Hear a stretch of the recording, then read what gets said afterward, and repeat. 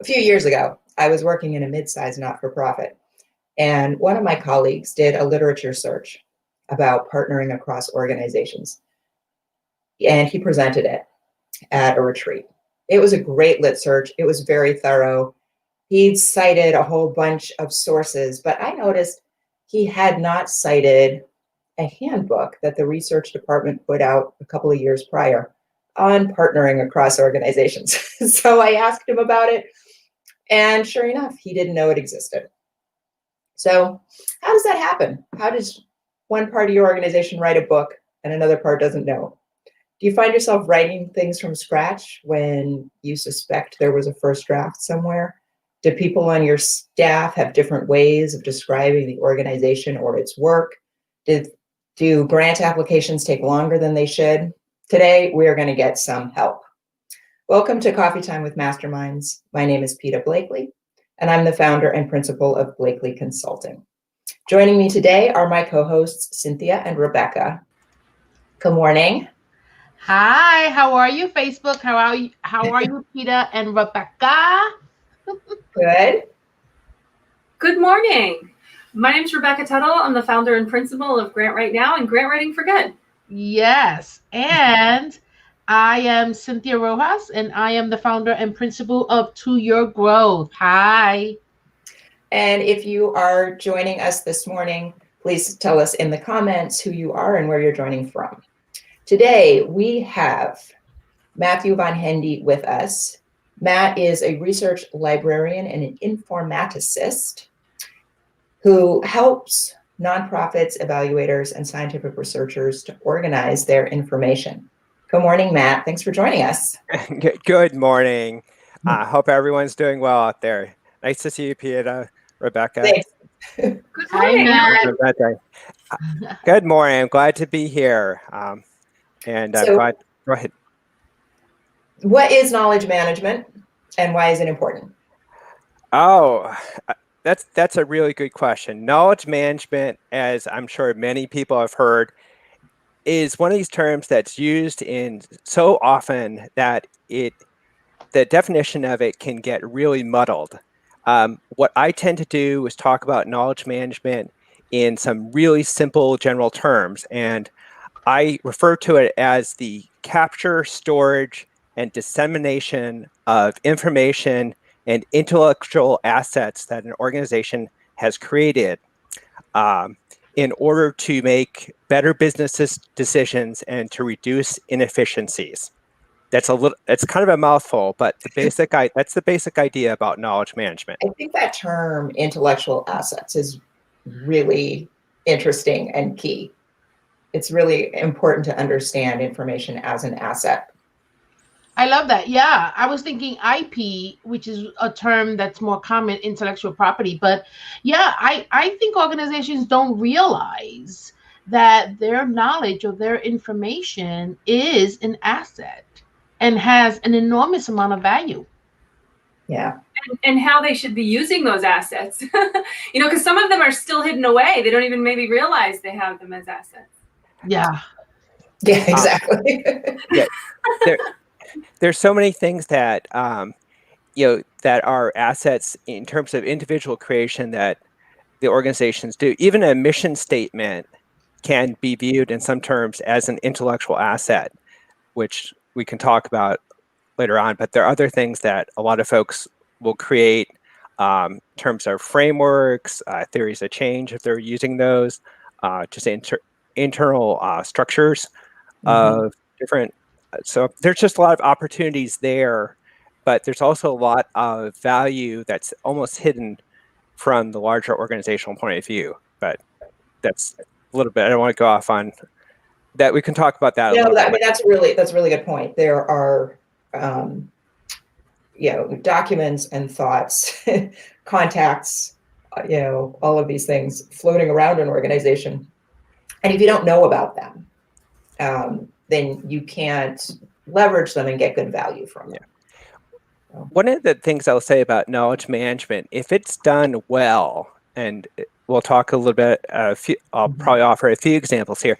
I think that it can really help organizations actually create new products or new services that can really benefit the group as a whole, and particularly whoever the organization is trying to serve. And so that's something we can talk about, as kind of a little bit later. Yeah. So I want to pick up on. Oh, go ahead. No, go ahead, Rebecca. I just want to pick up on, the grant writing element at a time when it's especially important for everyone to have access to quick information. How can organizations focus on that process specifically? Well, thanks for asking, Rebecca, because it's that, money is the bottom line for a lot of things. It's really what makes organizations go. I mean, if you don't have any money, or you're running out of money, that is a difficulty. But good knowledge management practices, just to offer a few examples in terms of, grant writing, raising funds, and some of these tips are really simple. Usually, in my experience with most mission-driven organizations, finding funding opportunities is something that almost all staff participate in. And does your organization have one place where everyone can put in whatever funding opportunities they come across when they're researching? Typically, people do this along with wearing many other hats. And is this central place someplace that everyone in the organization has access to? It's hopefully, if someone finds a funding opportunity, they stick it on their C drive on their computer, that's not going to help people, if they're trying to find it. I mean, and that happens more often than people care to admit. Or it does, and it causes a lot of stress, where we're suddenly writing this proposal, and staff doesn't know, how long have we known about this? Why did we decide that we're writing it? Why is it due tomorrow? Right.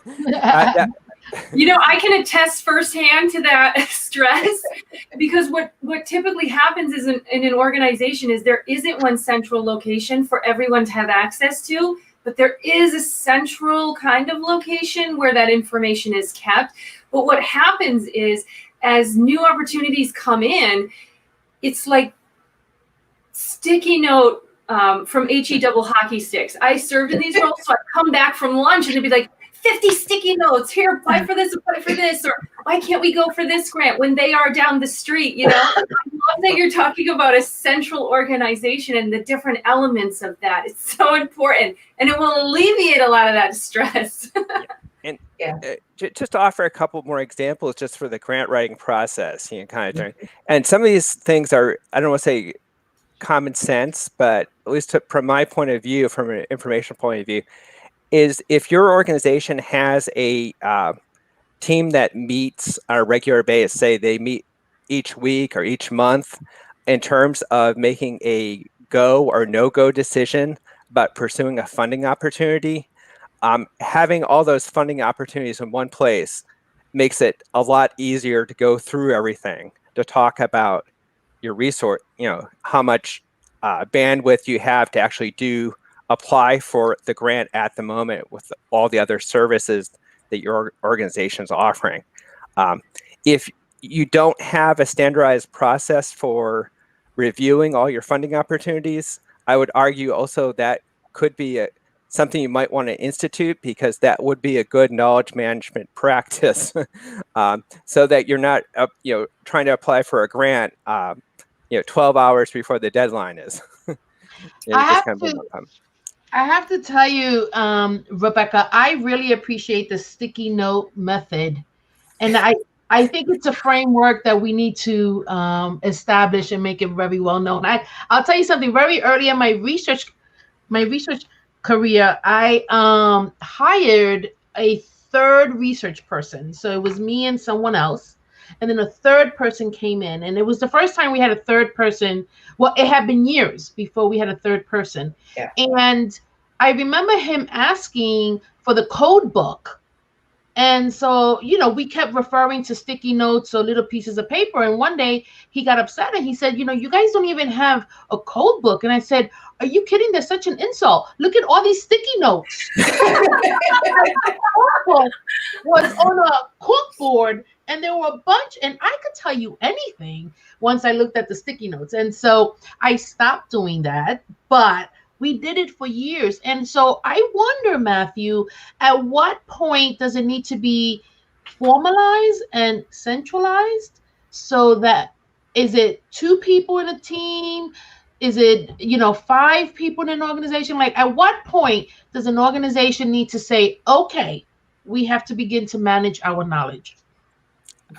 I think it varies a little bit with the organization. Yeah, in my experience, if it's a couple of people who've worked closely together, and like you're in 2 different offices, but all your sticky notes are in exactly the same place on both your desks, or I'm joking there, but you obviously have a lot of similar ideas, that it's probably not as much of an issue.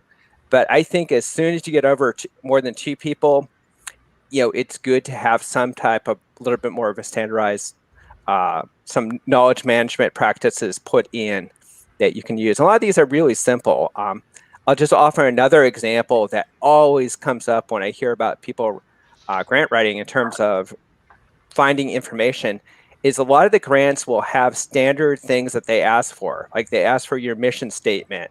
They ask for what types of, some basic demographic information about the client groups that you might potentially serve.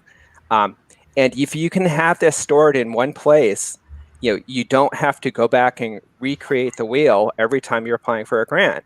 But it is just amazing how often the folks wind up doing that. And, you could save yourself a little bit of time and effort and spend that time to write a stronger proposal. Just my 2 cents. No, that's absolutely important. And you know what else I find is, by having that shell structure, it's great. But what else I find is that if you don't do that, sometimes what happens, and I've seen this with organizations, is they'll state their mission statement different across applications, or sometimes they'll include the value statements within the mission. And if philanthropists are talking to one another, you want to have consistency in your message of what is your mission and what do you stand for, and you want it to be the same with every application. That I love that we're talking about. This is right up my alley. I'm so excited for you to come here, Matthew. And let me just offer another example. I was just talking to a client about doing potentially doing a lit search for them, and they had heard about a funding opportunity. It's a nonprofit organization with probably, I'm guessing, about a dozen people that work, either work on staff or work as consultants. And they're actually having a consultant write the grant application for this funder. But the consultant doesn't know anything about the previous history of the funder and the relationship that the organization has had with the funder.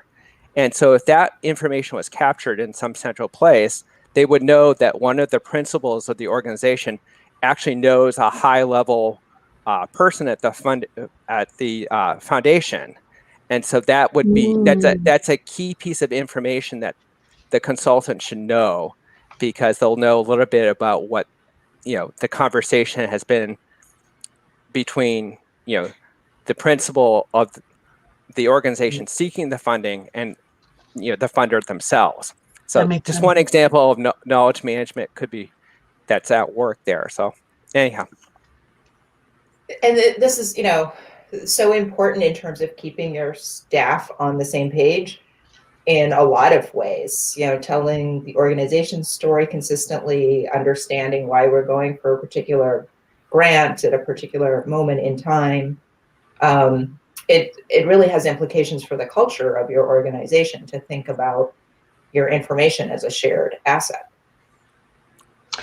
Yeah, I think I want to add to that, because I think that's a good point, Peter. A lot of times organizations, especially nonprofit organizations that tend to be under-resourced, don't have the time to pause. They're going 100 miles an hour, and they don't, knowledge management is a thoughtful process.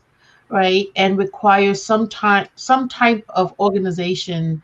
And so if the culture of the organization is not one where they tend to pause and really value these assets, how do you what's your recommendation, Matthew, for helping organizations to shift the culture?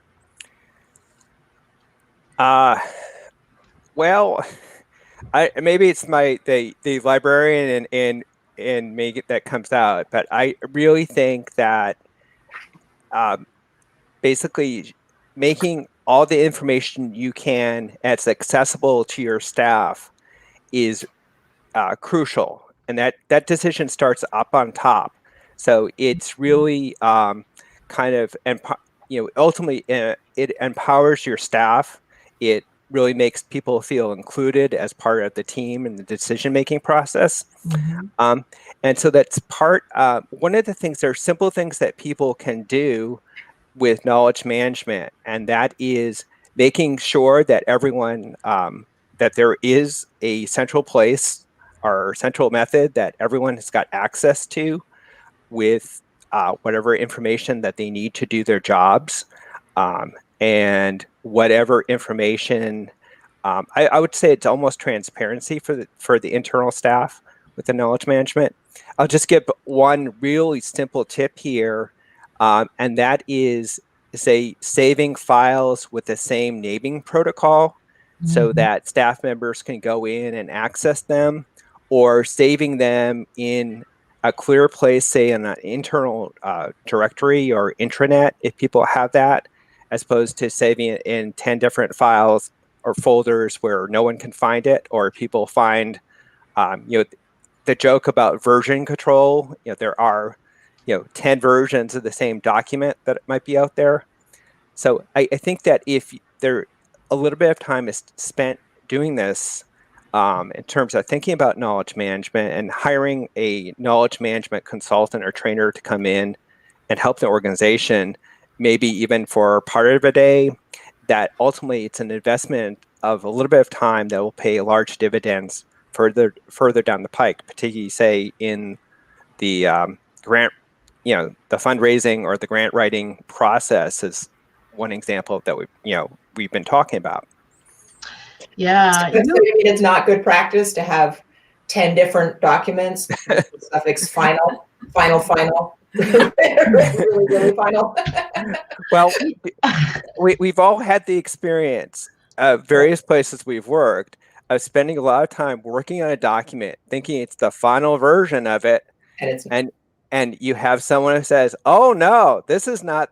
There's the revised final version," and I don't think there's anything more frustrating to staff people than to have that experience. So that's what ideally you're trying to avoid. I think there's a certain resistance to changing these systems. People feel like in the moment, I just have to get my work done, and I will fill this in later. I've had situations where we're trying to use Salesforce, because I tell people, look, any one of us could go away any day. Every time you talk to somebody, put notes in Salesforce so that if you're not here, we know what happened. And it's a little bit of a culture change to do it in the moment. And it's a little bit of a culture change to go check in Salesforce rather than pop into your colleague's office and ask what happened, right? Yeah. And, I struggle, I have to tell you, with naming conventions, if we should put version numbers, because sometimes I get nervous, especially when I work with other people and I get a version 3, but I don't know if there's a version 4, right? And then some people use dates for version control, and I never know, like, okay, so if I got one yesterday, 11.12, then is there 11.13 version?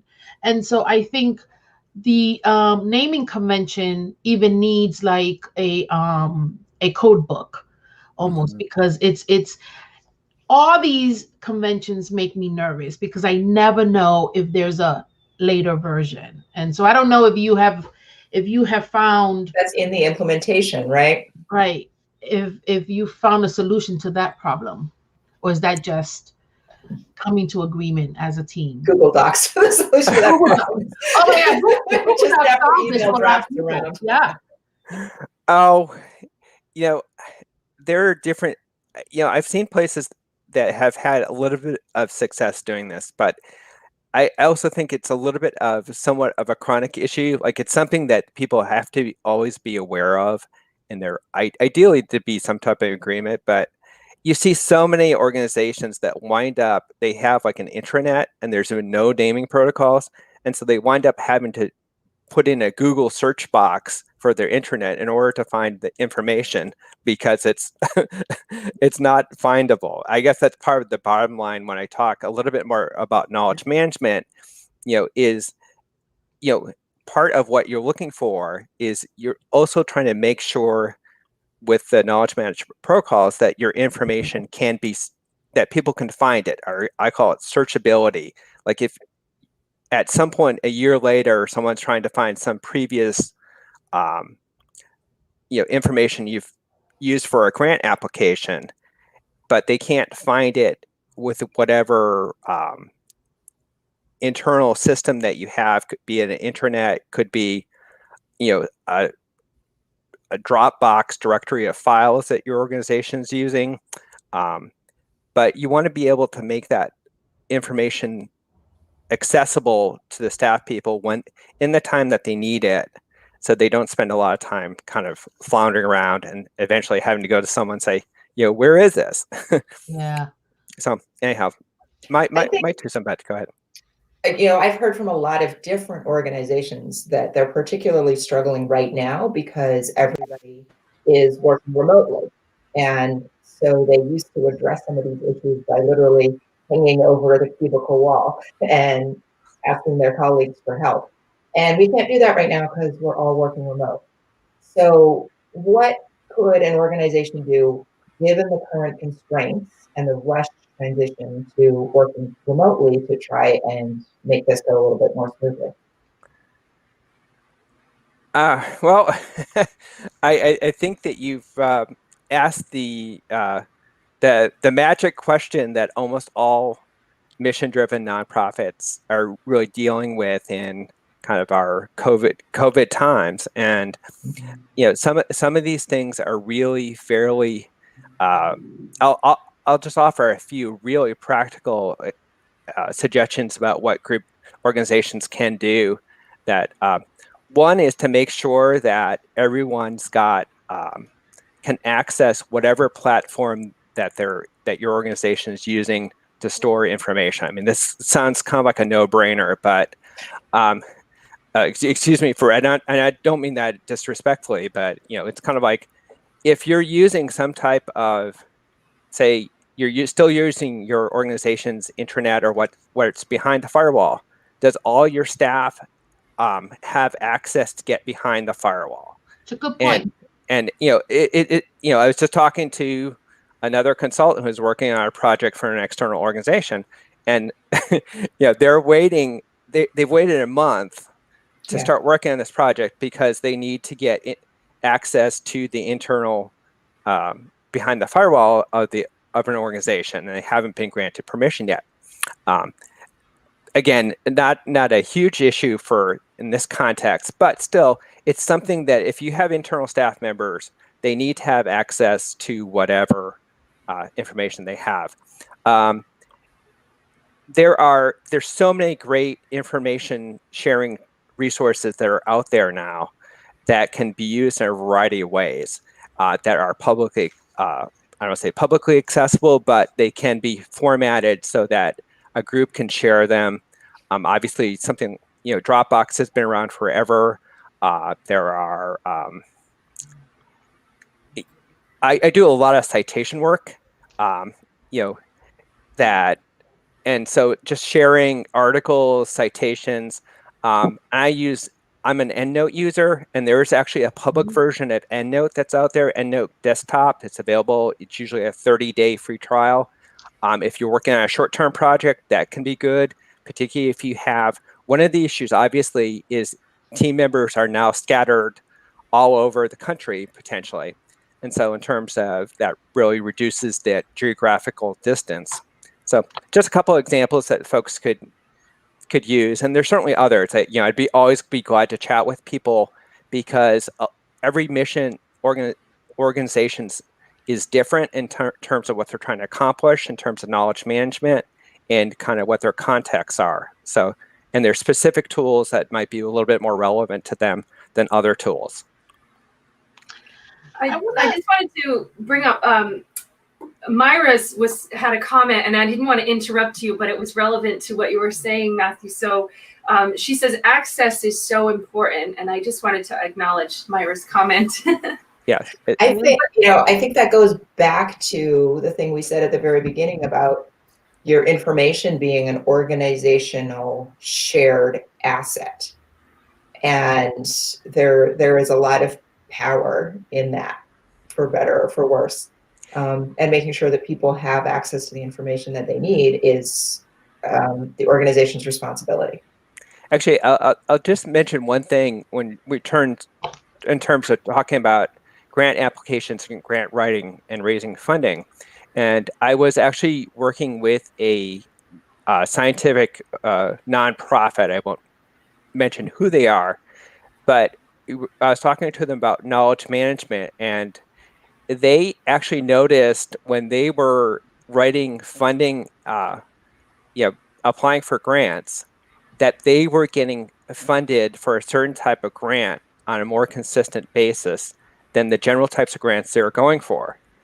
And this is something that the principals noticed after a couple of years when they were looking back on kind of doing an analysis of, their kind of win rate with grant applications.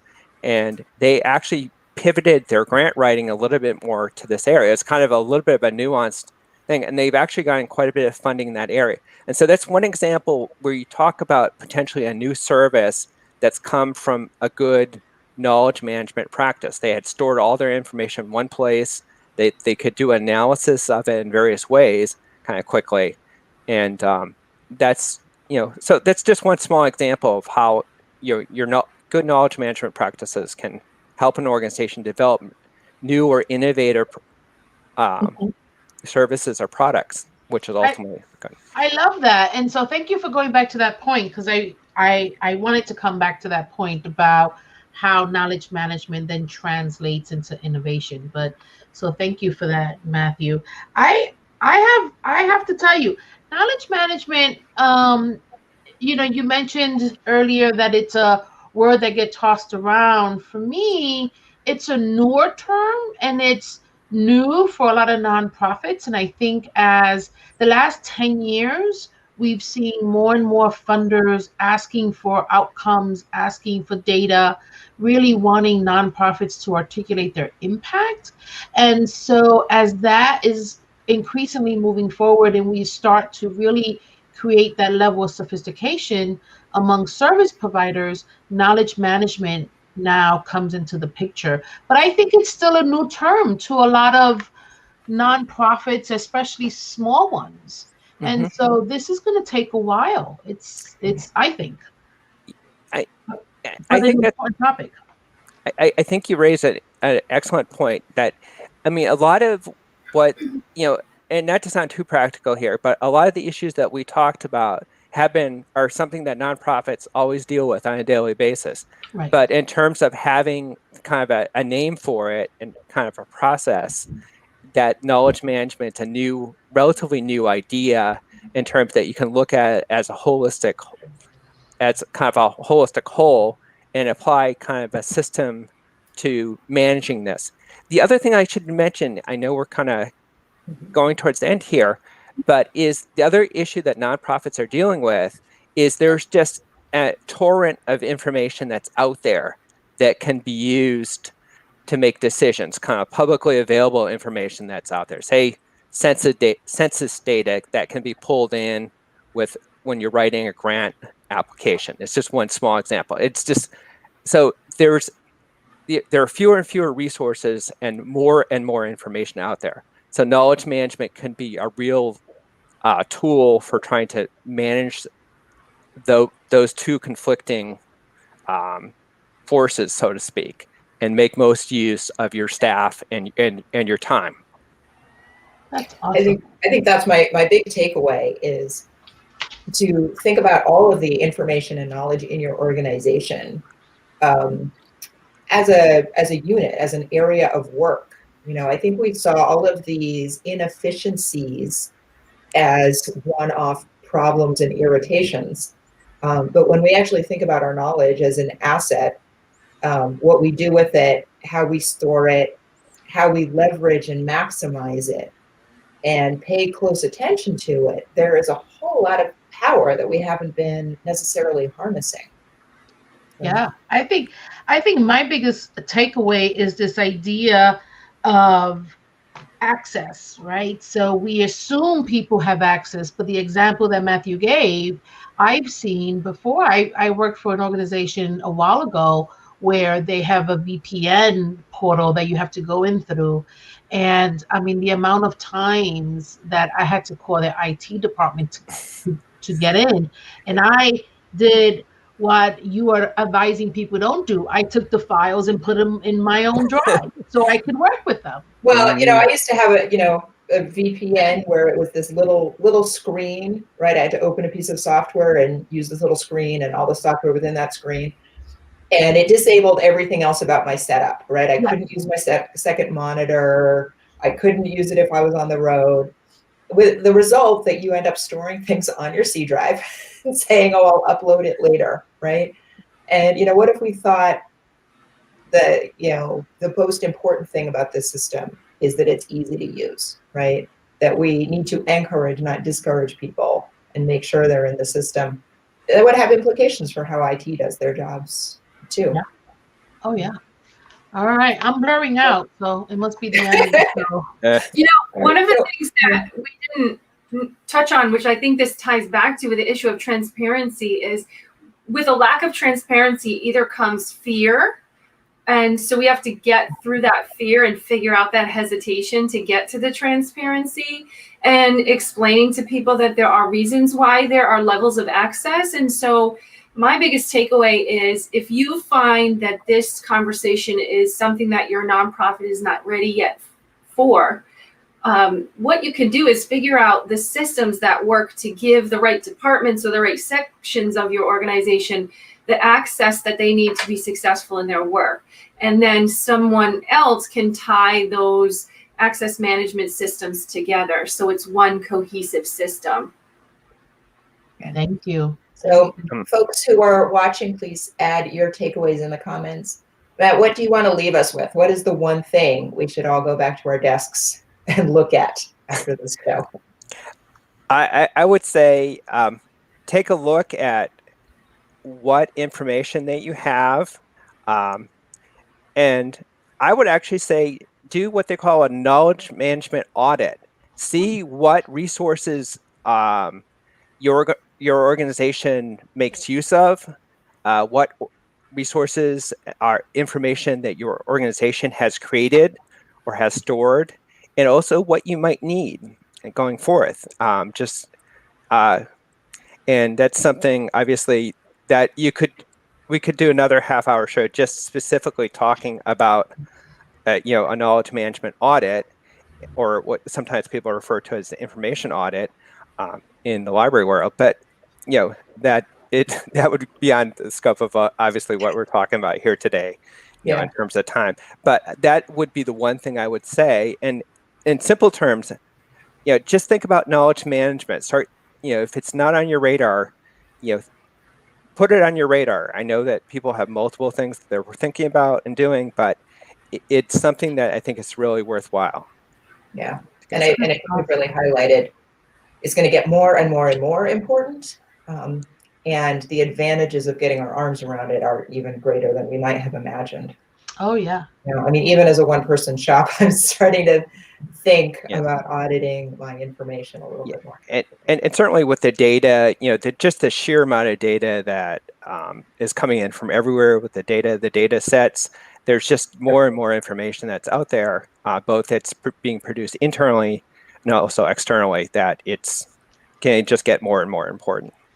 And Yeah. Wow. so, You're coming back another day. Sounds. Yeah. Okay. Well, so everyone, if you got good value from our program today, we'd appreciate it if you would like, comment, or share. And particularly if you've got somebody who you think should see this, share it and tag them. Matthew, thank you so much for joining us today. well, thank you so much. It was Thank you, great to be on, and thank you for And everyone have a good weekend. Okay. Yes. Take care. Okay. Bye-bye.